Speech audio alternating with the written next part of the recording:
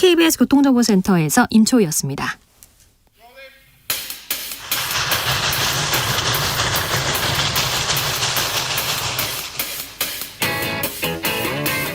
오늘도 열심히 돌아갑니다. 정치발전소 장앤장.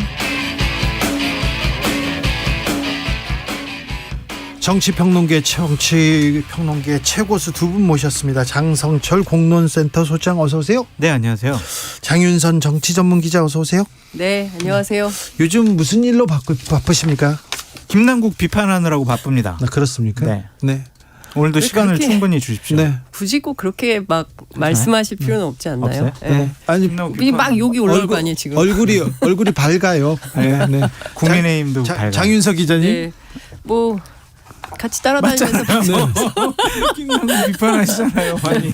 국민의힘 의원들이나 국민의힘 패널들이 요즘 좀 신나고 신났어요. 방송 들어오면서 아이고 좀 이제 오늘은 괜찮다, 요즘은 괜찮다 그 얘기를 처음으로 하시더라고요. 근데 섭외 저는 요청에 잘 응해요? 그러게. 이 얘기에 대해서는 얘기를 잘 하십니다. 적극적으로. 네, 적극적으로. 근데 저는 참 슬퍼요. 왜요? 그러니까 뭐 정당 출입 꽤 오래 한 기자에 속하는데 이렇게 보면 좀 서로 잘하는 거 가지고 경쟁을 해야 되는데 그러니까요. 저쪽이 실수하면 아싸 기회 왔다 뭐 닥치고 공격 뭐 국민의힘 이런 실수하고 방식으로. 윤석열 대통령 실수하면 그러니까 그냥 똑같이. 때 만났다는 듯이 막 비판하셔놓고. 그러니까요. 네. 뭐 그러고 있어요. 서로 지금 못하기 경쟁, 서로 남의 치부를 들추는 경쟁을 하고 있는데요. 그런데요, 이 김남국 코인 논란 굉장히 큰 영향을 미치고 있는 거는 같습니다. 맞아요. 이게 뭐 돈봉투 사태하고는 다 덮어버렸어요. 네네. 윤석열 차원이 정부 달라요. 1년 평가 다 덮어버렸어요. 지금 윤석열 그리고 국민의힘 무슨 정책 다 사라지고요. 간호법도 사라지고 다 이 얘기만 합니다. 그렇죠. 근데 김남국 의원은 연락이 안 되고. 안 돼요? 돈 문제가 가장 컸던 것 같고 네. 또한 김남국 의원에 대한 배신감. 뭐 본인은 척했잖아요. 가난한 척, 정의로운 척 한 것에 대한 국민적인 분노도 있는 것 같고 특히 20, 30대 같은 경우에는 코인을 많이 투자하신 분들이 많잖아요. 예. 그분들은 자기 일처럼 생각하는 것 같아요. 거기에 지금 뭐 정서적 네, 뭐 동질감. 네, 공감대가 서 있어요. 네. 그렇기 때문에 이 부분을 민주당이 지난 쇄신의총에서 결의문 낸 것처럼 그대로 하지 않으면은요 민주당 자칫 잘못하면 국민들에게 버림받을 수도 있어요. 근데 저는 이제 오늘 그 국민의힘 그 진상조사 코인게이트 진상조사단을 또 만들었더라고요. 네. 근데 그 위원장이 누구냐면 수해망원 김성원 의원이에요. 윤리위원회 징계받은 지 얼마나 됐다고 또 이분이 나서서 막 김남국 의원 비판하기 시작하면 국민들 앞에 과연 진정성이 있을지. 여름이 돌아옵니다. 예? 벌써 여름이 돌아오고 더워요. 오늘 엄청 더운데 벌써 수해망원 생각나는데 이분이 또 앞장서서 비판하고 있으니 그러네요. 그 진정성이 어떨지. 그리고 또 하나 청년 세대의 울분과 분노 허탈함을 치유하겠다. 어떻게 해요? 국민의힘이 어떻게 해요? 제가 보기에는 그냥 허울뿐인 말인 거예요. 어쨌든 이제 검찰 이게 김남국 의원 잘못한 거 명백하다. 민주당 입장 분명하거든요. 네. 그래서 관련해서 당내에 조사하고 있는데 자진탈당해서 그에 대해서도 한편에서 야 어떻게 이런 결정을 하지라고 당혹스러워하는 측면이 있고 등등의 조사 절차 뭐 끝까지 해보겠다라는 입장을 밝히고 있긴 합니다. 이 와중에 뭐 검찰이 어제 오늘 이틀 연속 압수수색하고 있지 않습니까? 네. 뭐 또 어떤 내용이 나올지 모르겠어요. 김남국 의원 플러스 알파보도 또 누가 나올 수 있을지 없을지 뭐 알 수 없는 상황이긴 한데 저는 앞서 말씀드린 대로 어찌됐든 이런 패단이 있는 것 같아요. 그러니까 국민의힘이 앞장서서 뭐 코인게이트 진상조사단 이러면서 공격 앞으로 하니까 내부에서 우리가 이러면 안 된다. 결집하는 적극적으로 개혁을 해야 된다라는 얘기에 힘이 안 실리는 거예요. 아니 지금 무슨 소리야. 상대당이 저렇게 지금 공격하고 있는데 우리를 감싸지 않고 뭐 내부 총질할 거야 뭐 이런 게 또 논쟁이 붙고 있어요. 민주당에서는 이 김남국 코인이 이재명 리더십으로 그리고 개파 갈등으로 이어지는 양상이어서 더 좀 심각해 보입니다. 근데 꼭 그런 분위기는 아니에요. 근데 이제 취재를 해보면 이렇게 나뉘어요. 개파가. 네. 그렇죠? 아니긴 나뉘어요. 이게 부인할 수 없는 사실인데 또 본인들은 막 얘기해놓고 또 그건 아니라고 얘기를 해요. 개파 갈등은 아니다. 아니 근데 뭐 이렇게 얘기를 하고 있죠. 이전과는 좀 다른 모습들이 민주당에서 보이고 있죠. 그러니까 의원총회에서 이재명 당대표를 앞에다 두고 네. 직접적으로 이재명 당대표의 리더십과 조치, 판단, 결정에 대해서 비판을 해요. 네. 그리고 뭐 이재명 당대표 그 자리 내려와야 되는 거 아니냐 이런 얘기까지 꺼리낌 없이 하거든요. 이전에는 그냥 우리 주진우 라이브 나와서 마이크에다 대고 이재명 당대표 물러나라 막 이랬는데 이제는 면전에다 하고 있단 말이에요. 서른 의원은 면전에 다 원래 했어요. 아니 근데 다른 의원들도. 아니 네, 그러니까 네. 이제 이게 뭐 말씀해 주신 대로 박광원 원내대표 시대에 새로 생긴 현상이긴 해요. 그 전까지는 아하. 보고는 길고 토론은 거의 없거나 아무도 말을 안 한 우리 당의 말이 없어진 지 오래됐어요. 이런 얘기 굉장히 네, 많이 네, 들었었거든요. 그랬어요. 그런데 그러면은 뭐 이게 뭐 무슨 말씀하신 대로 개파 갈등으로 이어질 거냐 그렇지 않은 게 서른 의원은 말씀하신 그 서른 의원이 한 얘기거든요. 네. 그 저기 뭐야 비대위 그 물러나라 이런 얘기 또 한 거예요. 근데 네. 그에 대해서 동의하거나 이런 분들이 그렇게 많지 않았다. 비대위를 물러나요? 아니 비대위를 물러나는 게 비대위를 아니라 꾸리고 대표를 물러나라. 물러나라 뭐 네. 이런 얘기를 그걸 늘 면전에서만 하잖아요. 하잖아요, 면전에서. 아니 늘 면전에서 하던 얘기예요. 그분. 다른 의원들도 좀 하잖아요. 이번에. 아니 그분하고 한 분 더 했어요. 근데 박용진도 2명 얘기한 거고 그밖에 다른 의원들이 그렇게 합시다라고 동의하거나 이런 건 아니었다라고 의총 현장 분위기를 전해 들었습니다. 네. 아, 근데 지금 내부는 굉장히 복잡하고 우리 예. 매우 안 좋아요 이런 얘기를 하고 있어요. 첫 번째는 김남국 의원 문제 우리 그냥 넘길 수 없어요. 부적절한 행위예요. 이거 어떻게 해서든 당이 중심이 돼서 결론을 내고 당의 이름으로 정리를 해야 된다. 탈당 후 검찰 조사 수순으로 가서는 안 된다. 그래서 제가 이제 들어오기 직전에 이용호 그 조사단 네. 이론하고 이제 통화를 했어요. 의원하고 그랬더니 근데 더 이상 할 수 있는 건 별로 없을 것 같다. 왜냐하면 탈당을 해서 할 수 있는 게 별로 없다. 아니요. 탈당을 해서가 아니라 예. 김남국 의원이 자료 제공을 구체적으로 하지 않고 있다. 그러니까 지금 버전이 조금씩 다른데 권칠승 수석 대변인 같은 경우에는 다 자료 냈다라고 얘기를 하고 있어요. 그런데 또 조사단에서는 그렇지 않다. 그러니까 6개월도 안 되는 1시간 정도 확인하는 수준으로 업비트만 확인을 했고 빗썸이나 그 또 하나 있죠. 네네. 네. 클립 이거에 대해서는 확인을 안 했다. 그리고 관련해서는 지금 협조가 안 되고 있다. 그리고 구체적으로 뭐 그 재산 신고 표에 비고란에 가상자산 내역을 정확하게 쓰지 않았기 때문에 구체적으로 날짜를 특정해서 언제 얼마에 샀고 얼마에 팔고 뭐 이런 등등의 내용을 채워라라고 요구를 했는데 김남국 의원이 그 내용을 자기가 채울 수가 없다 그래서 그럼 업비트에 요청을 해서 소팅을 해달라고 요구를 해라. 본인 동의서만 제출하면 된다. 양식까지 마련해서 줬는데 아직 제출을 안 했다는 겁니다. 그래서 사실 지금 상황에서 보면 민주당이 할 수 있는 게 별로 없다. 그래서 그동안 발견한 내용, 그다음에 김남국 의원으로부터 자료 받은 거, 그리고 안 받은 거 뭐 등등에 대해서 국민께 보고를 드려야 되는데 어떻게 할지는 단장인 김병기 의원이 결정할 문제다 이렇게 얘기를 하고 있습니다. 그러니까 탈당했으니까 못하는 거 아니에요. 아니. 자료를 강제할 수도 없고. 그 자료 제출이 미흡해서. 그러니까 탈당했으니까 자료 제출을 강제할 수가 없잖아요. 그러니까 탈당했으니까 아무것도 못하는 거죠. 그러니까 이게 그냥 꼬리 자르기 탈당, 그냥 민주당의 진상조사위원회의 조사와 당으로부터의 징계를 안 받기 위한 탈당이다라고 볼 수밖에 없는 거죠. 무책임해요. 민주당이 이렇게 처리하면 안 된다 이런 시각은 민주당 내에서도 있어요. 그렇습니다. 그러니까 이게 제가 먼저 좀 말씀드리면 간단해요. 민주당이 김남국 의원을 어떻게 처리해야 되냐면요. 네. 국민의힘의 어떤 초선 의원이 저런 일을 벌였어요. 네. 그럼 민주당에서 어떻게 하겠냐고요. 네. 의원직 사퇴해라, 그만둬라, 정치 그만둬라 그러지 않겠냐고요. 그러니까 남을 향한 잣대를 자신들에게 조금만 더 엄격하게 들이대라. 그러면은요 국민들이 그래 민주당 그래도 자기 정화 기능이 있구나라고 생각할 텐데 네. 지금 막 옹호하고 손혜원 의원 같은 경우에는 그분은 민주당 전 의원. 아니잖아요. 손혜원 전 민주당 의원은 김남국은 정의로운 사람이다. 김남국 살려야 된다. 이런 얘기도 하고 있고 양희애 원영 의원은 우리가 언제까지 그냥 도덕적으로 여기에 얽매여가지고 우리가 우리 사람 보호하지 못할 거야. 이런 얘기하고 있잖아요. 저는 장 소장님 뭐 맨날 이제 우리가 똑같이 뭐 이 사람들 잘못이다 저 사람들 잘못이다 이렇게 욕하고 비판하는 것은 늘 하는 일인데 그러면 대한민국 정치를 네. 어떻게 발전적으로 가져가야 되냐. 이제 저는 그런 것도 좀 얘기를 해볼 필요가 그 얘기를 있겠다라는 생각이 좀 드는데. 그러니까 이런 국민의힘의 거예요. 태용호랑 아니. 김재원 징계할 때도 그런 얘기를 하셨어야죠. 아니 뭐 그때도 얘기를 김남국에 했었죠. 대한. 그때도 얘기를 했어요. 네. 아니 김남국 의원을 뭐 잘했다라고 네. 하는 게 아니라 민주당 내부에도 취재를 해보면 네. 그냥 김남국 의원의 일탈, 네. 그다음에 이제 돈봉투 관련해서는 송영길의 잘못 뭐 이렇게 치부할 수는 없다라는 전반적인 흐름이 있어요.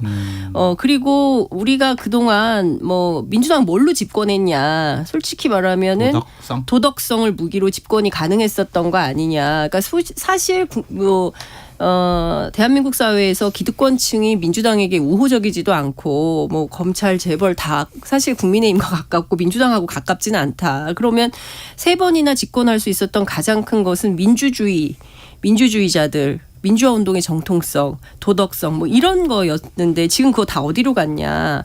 이런 그 자성이 필요하다. 그래서 거기서부터 다시 출발해야 된다. 이제 이런 얘기를 하고 있는데 당 내부에는 또 이런 것도 있다는 거예요. 그래서 부동산 투기 같은 경우 다 깠을 때 국민의힘이 압도적으로 더 많았지만 그 비판의 화살은 민주당이 훨씬 더 많이 맞았다. 일종의 이제 도덕성에 대한 상대주의, 피해의식 이런 게 생겼다는 거예요. 당 내부에. 그래서 사실은 뭐 이러저러한 고민들이 있지만 그럼에도 불구하고 지난 의총에서의 핵심적인 결론은 그래도 우리가 확고한 도덕성 이게 최고의 무기다. 그렇게 무장하고 나가지 않으면 국민들로부터 표를 받기 어렵다라는 결론을 냈다고 해요. 그러니까 결론만 내렸잖아요. 행동과 조치를 안 하잖아요. 행동과 조치를 뭘 어떻게 김남국 의원에 대해서 선제적인 조치를 했어야 되는데 겨우 열흘 지나서 그냥 본인이 알아서 탈당했잖아요. 지도부가 잘못했다. 지도부가 제대로 된 조치와 결정을 안 했다. 늦었다라고 볼 수밖에 없고 윤리위원회 민주당도 제소해야 된다라는 것을 이재명 당대표가 뺐다라고 한 언론에서 보도를 했잖아요. 네. 그렇다면 왜 김남국 의원에 대해서 저렇게 좀 보호하고 옹호하고 이재명 당대표가 김남국 의원을 미래 사무부총장까지 시킨 거 보면 되게 가깝고 신임하는 사람이다. 네. 그렇기 때문에 좀 봐주고 보호하려는 것이 아니냐. 엄격한 잣대를 들이대지 않는 것 아니냐. 이런 비판을 받을 수가 있을 것 같고요. 저는 기본적으로 김남국 의원의 하는 말들, 해명들이 하나도 지금 맞지가 않는 것 같아요.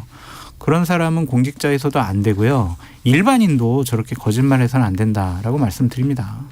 그러니까요. 그런 문제에 대해서는 다 동의를 한다니까요. 민주당 근데 조치를 안 내부에서도 하잖아요. 민주당이.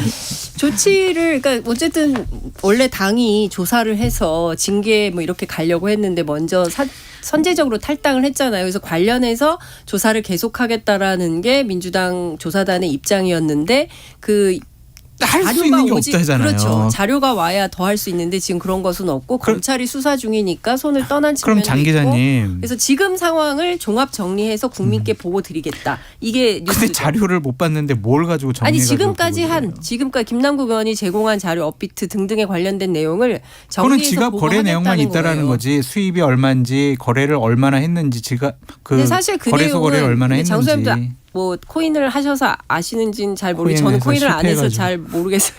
실패한 사람. 그래서 그 내역이 되게 많다는 거예요. 엑셀 파일로 다 프린트아웃이 안 될 정도의 10,000페이지가 넘는 정도의 수준이기 때문에 그건 불가능한 거고 그래서 그 컴퓨터 상에서 확인을 했는데 확인된 내용들, 확인한 것들 이거는 보고하겠다는 게 민주당의 입장이라는 겁니다. 그러니까 제가 자꾸 민주당의 조치가 이렇게 좀 미진하다, 좀 우물쭈물 주저주저 하는 것 같다라고 말씀을 드리는 게 뭐냐면 탈당했으니까 우리가 뭘 어떻게 해요라고 얘기를 하잖아요. 민주당의 당원 당규에 의하면은요.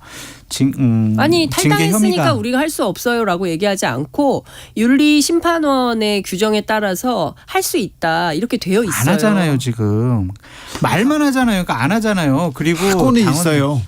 말만. 네. 네. 네. 행동과 이렇게. 조치를 적극적으로 취해야 된다라고 말씀을 드리고 예. 민주당의 당원 당규에 의하면 여러 가지 범죄 혐의자, 징계 혐의자가 탈당을 했을 경우에는 네. 탈당을 안 시키고 예. 제명을 해버리는 그러한 규정이 있어요. 예. 그러면 제명 정도 해야 될 큰 사건 아닌가요?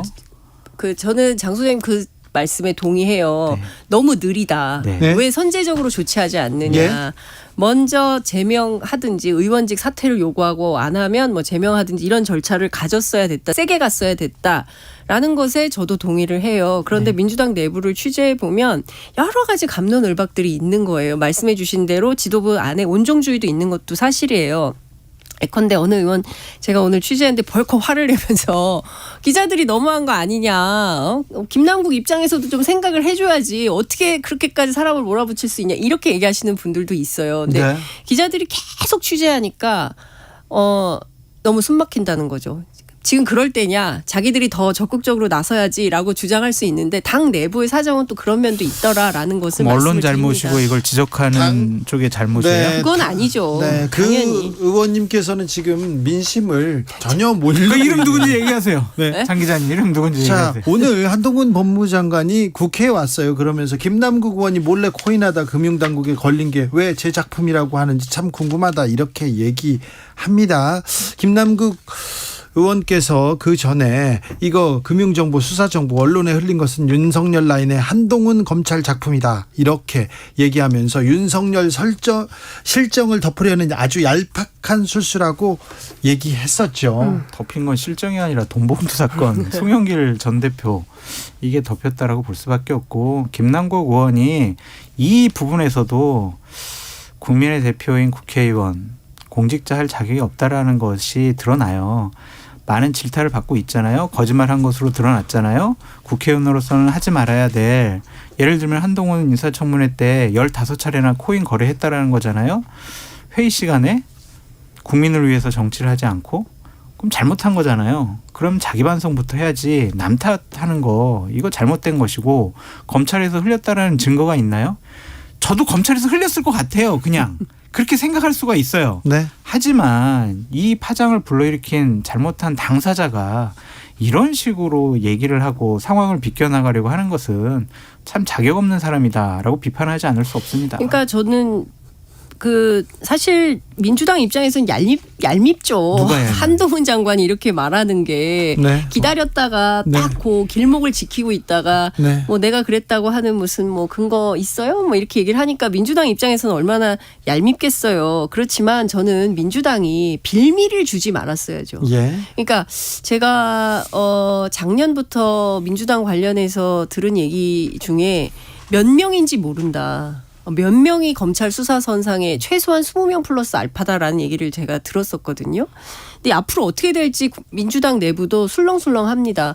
그러니까 그러면 지금 그 민주당 내부에 이런 거예요. 그러니까 선탈당 후 복귀 이런 얘기를 쭉 무슨 로직처럼 얘기를 하고 있는데 김남국 의원 사건 이후에 또 다른 사건이 터져도 그렇게 할 거냐. 이건 아니지 않냐라는 기류가 있는 거고 더 이상 이런 방식으로 방치해서는 안 된다라는 기류가 형성돼 있다라는 말씀을 좀 드리고 그런데 그렇지만 한편에서는 검찰의 캐비넷 열고 계속 무슨 어떤 정치적 국면마다 하나씩 꺼내가지고 민주당 공격하는 방식으로 오면 그때마다 잘못했어요. 죄송해요.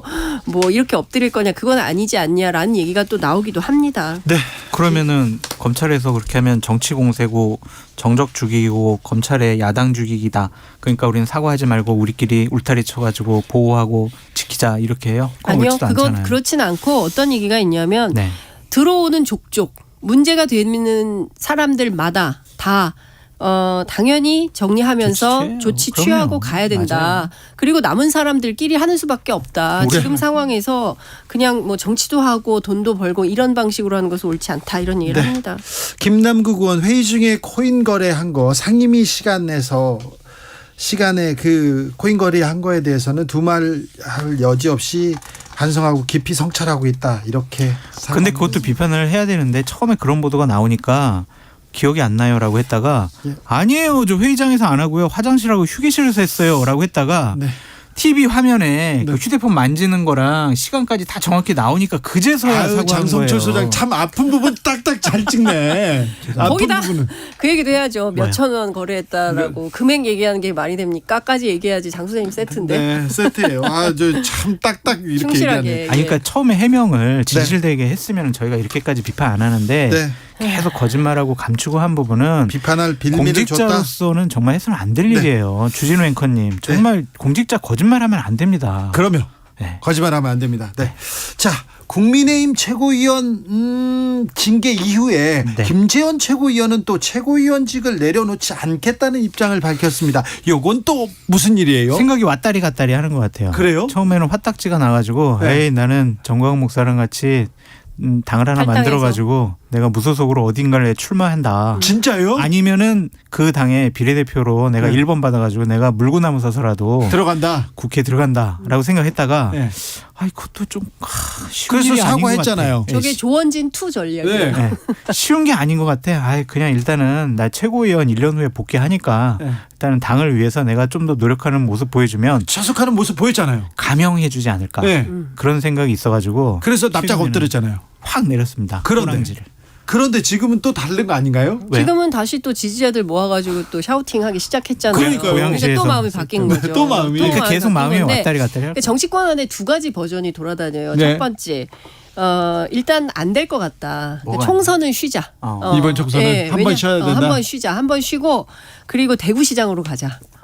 네. 네. 어차피 홍준표 시장이 다음에 대선 출마하기 때문에 네. 대구시장 도전할 가능성이 높다. 네. 홍 시장이 미워해도 나는 길이 열린다. 네. 대구시장으로 가자. 뭐 이런 입장을 피력하고 있다는 거에서 장외 정치 중심으로 하면서 지지층을 결집시켜서 대구시장 도전설 이게 하나 있고요. 앞서 말씀하신 대로 조원진 투 전략. 네. 그래서 어찌됐든 그 총선 네. 출마해서 배지가 중요하기 때문에 어떻게든 배지를 다는 게 목적이라면 이렇게 그러고도 남을 사람이다. 이제 이런 얘기를 합니다. 왜냐하면 오로지 출마가 인생이기 때문에 그는 그럴 수 있다. 이렇게 얘기를 하는데 또 김재원 최고하고 가까운 사람들은 또 정치권 인사 이런 얘기해요. 탈당해가지고 무소속으로 어디 출마한다? 그렇게 어리석은 사람 아니다. 그렇게 머리 나쁜 사람 아니다. 또 이런 얘기를 하는 분도 있어요. 이미 충분히 어리석은 사람이라고 증명이 된 거 아니에요? 아니 친한 사람. 아니, 김재원 최고랑 친한 분. 정무수석을 하신 분이에요. 네. 그리고 박근혜 그- 전 대통령 집안일을 뭐 다 보시던 그런 분이신데. 그때의 김재원과 그 이후의 김재원은 다른 사람이에요. 다른 사람이라고요? 영민하고 스마트한 제 김재원. 저렇게 얘기해가지고 소송당하는 것 같아요. 왜요? 아니 뭐 괜찮아요. 괜찮아요? 한두 번도 아니고. 네. 자, 윤 대통령은 개각설을 일축했습니다. 이번에는 개각한다 얘기 나오다 쏙 들어갔습니다. 개각은 안 하네요. 개각을 싫어하나 봐요, 특별히. 그게 이제 두 가지 이유라고 보여지는데 저는 적임자를 못 찾은 탓이 크다라고 쉽지 않죠, 이제 네. 사람을 찾기가. 그리고 지금 국민의힘의 뭐 중진 의원과 여러 의원들에게 좀 내년 총선 불출마하고 네, 입각해라. 할래? 라고 했더니 다 아니요 저 출마할게요 이제 이랬다라는 소문이 네. 여의도 바닥에 지금 파다하게 퍼지고 있어요. 네. 그거랑 이제 어제 대통령께서 말씀하신 차관 인사로 끝이라고 한 걸 퍼즐이 맞춰 보니까 예. 딱 들어맞는 것 같아요. 근데 그렇죠. 개각은 뭐 작년부터 계속 있었어요. 예, 말은 개각설. 나왔어요. 네. 뭐. 근데 제가 보기에는 언론이 좀 만드는 측면이 있는 것 같고요. 예. 그리고 자가 발전하시는 분들이 있거든요. 때만 그렇죠. 되면. 네. 그래서 그분들 얘기 듣고 기사 쓰면 이제 이렇게 되는 상황인 건데 일단은 인사청문회 통과 부담이 있고요. 야당하고 계속 상황이 안 좋잖아요. 그러면 인사청문회 국면이 열리면 또 대통령 지지율이 떨어지죠. 뭐, 높아질 리 없고 그렇기 때문에 별로 그런데 신경 쓰고 싶어하지 않는다. 네. 그래서 좀 이거 어려워하는 것 같고요. 그러니까 이를테면 원하는 분들이 있대요. 그러니까 출마 말고 혹시나 장관하면 안 될까 이렇게 생각하는 분들이 있는데 용산에서는 됐고 이런 분위기고 네. 그리고 용산에서 좀 했으면 하는 분들은 저 출마할래요. 이렇게 네. 있고 사인이 잘 안 맞는다 이런 얘기도 나옵니다. 그리고 개각은에 대해서는 별로 관심이 없는 것 같습니다. 사람을 일단 풀 자체가 되게 작은 것 같아요. 네. 그런데요, 김건희 여사를 빨래 건조대? 네, 워싱턴 포스트 기사에서 한 독자가 빨래 건조대, 패션에 신경을 많이 쓰는 사람으로 묘사했다고 해서 한 독자가 화를 냈다 이렇게 보도가 나왔는데 이 기사는 어떤 내용입니까? 근데 이게 뭐냐면 크로스 홀스라는 표현을 썼다는 게 이제 문제인데요. 이 기사가 어떤 거냐면 사실은 질 바이든 여사 패션 관련된 기사예요. 기사에서. 예. 이제 워싱턴 포스트에 그 스타일면이라는 게 있어요. 그러니까 네. 패션을 다루는 우리로 치면 뭐 무슨 그런 거 있잖아요. 우리는 신문 정치부에서 뒤쪽에 너무 많이 써요. 네, 패션 많이 쓰죠. 그러네요. 생각해보니 정치부에서 많이 쓰는데 아우, 이제 많이 워싱턴 써요. 포스트는 그 패션면이 그렇죠. 따로 있는 거죠. 스타일. 그렇죠. 스타일. 그 면에 세련됨에 대한 공유된 가치라는 제목의 이제 기사가 실린 거예요. 근데 네. 이 기사의 핵심은 질 바이든 여사가 김건희 여사의 패션을 좀 돋보이게 해주고 싶어가지고 본인의 옷을 좀 가라앉힌 뭐 이런 측면이 있다. 그러니까 무슨 얘기냐면 그래요? 질 바이든 여사의 신념은 브랜드 이름이 자주 화제가 되어서는 안 된다는 거다. 예. 그리고 옅은 보라색이 그녀를 돋보이게 할 수 있지만 그녀는 손님들의 의상, 특히 크로스홀스로 잘 알려져 있으며 빨래 건조대라고는 하지만 실제 이것은 패션에 너무 많은 신경을 쓰는 사람을 속어로 일컫는 말이라고 그렇죠. 합니다. 약간 좀 비하하는 좀 발언입니다. 그래서 알려져 있고 폭넓은 시폰 드레스하고 작은 하얀 장갑. 네. 이 장갑을 착용한 김건희 여사가 패션 감각을 드러내도록 하는데 더 행복감을 느낀다. 뭐 이렇게 돼 있는데요. 사실 한국에서 이 기사가 굉장히 많이 나오긴 했는데 제가 워싱턴 포스트 들어가서 직접 살펴보니까 그냥 되게 짧은 독자 투고예요. 그러니까 뭐냐면 무슨 어떤 기사에 대해서 논평하는 거 있잖아요. 예, 우리도 독자의 난 이런 거 있잖아요. 거기에 그냥 한 사람은 김건희 여사에 대해서 한 사람은 질 바이든에 대해서 이제 얘기를 한 건데 핵심은 뭐냐면 그 김건희 여사와 관련해서는 뭐 이렇게 남의 나라 손님이 왔는데 국빈 방문했는데 그 부인의 뭐 옷차림에 대해서 뭘 얘기를 하냐. 니네 워싱턴 포스트야 뭐 이런 걸 강조를 하고 있고 부정적 언급은 무례한 거야 이렇게 지적을 하고 있고요. 반대로 질 바이든 여사 관련된 글을 쓴 독자는 뭐 연보랏빛 긴 드레스 그리고 뭐 눈썹 길이의 실크 드레스라고 했는데 그러면 아주 짧은 옷이라고 생각했는데 알고 봤더니 질 바이든은 굉장히 긴 드레스를 입었더라. 네. 표현은 중요한 건데 니네들 똑바로 해. 니네는 워싱턴 포스트야. 뭐 이런 등등의 얘기 별로 중요한 기사가 아니에요. 근데 네. 문제는 이거를 한국 특파원들이 먼저 쓰고 모든 언론이 이걸 다 받았었어요. 오전 중에 다 썼어요. 네.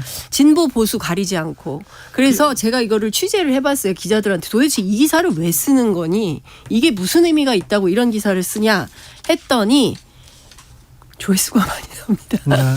네, 조회수가 많이 나옵니다. 김건희 여사 패션 관련해서 기사를 쓰면 많이 납니다. 네, 그래서 그렇다는 거죠. 지금 어떻게 우리 보셨어요? 언론 상황이 이런 거예요. 조회수가 네.